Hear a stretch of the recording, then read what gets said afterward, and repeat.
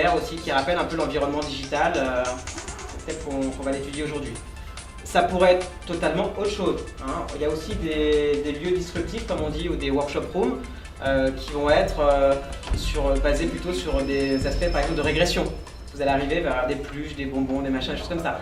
L'idée, c'est de pouvoir sortir un peu de ces codes et de ces normes qu'on a développées de manière plus ou moins consciente dans l'entreprise pour entrer dans un lieu qui est différent. On va avoir des périodes longues avec des réductions de TP, des coupes drastiques, plus de team building, plus de démarches collaboratives.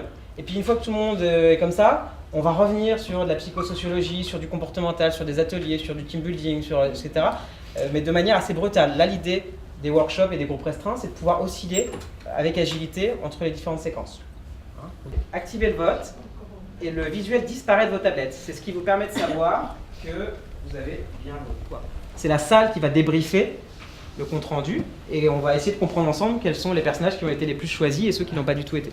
Il y a une forme d'hétérogénéité, hein. Tout le monde n'est pas sur le même niveau de perception. On a celui qui se balance, là. Pourquoi il se balance? Alors là, j'ai tout et son contraire en termes d'interprétation. On peut exprimer beaucoup plus de choses et non de la résistance en soi avec simplement les personnages. Pensons simplement à celui-ci, qui n'est pas sorti dans le dernier groupe aussi, mais celui qui se retourne. Déjà, vous êtes assis dans un environnement qui est fait pour partager. Très rarement, il va ressortir, mais quelqu'un qui est forcé à venir faire une telle activité sur un projet de gestion de changement, ah ben là, ça va arriver. Hein? Comment on organise la suite et comment on peut classifier finalement les axes de progrès ou les axes d'action. Hein? Donc sur cet atelier-là, comme sur celui d'avant, ce qui est intéressant, c'est la question que je vous pose, parce que finalement, le sac en lui-même, il va dépendre de la question à laquelle vous répondez. Hein? Et donc là, la question, c'est vous, par rapport à votre rôle, votre responsabilité dans cette transition digitale, de quoi vous avez besoin pour y arriver.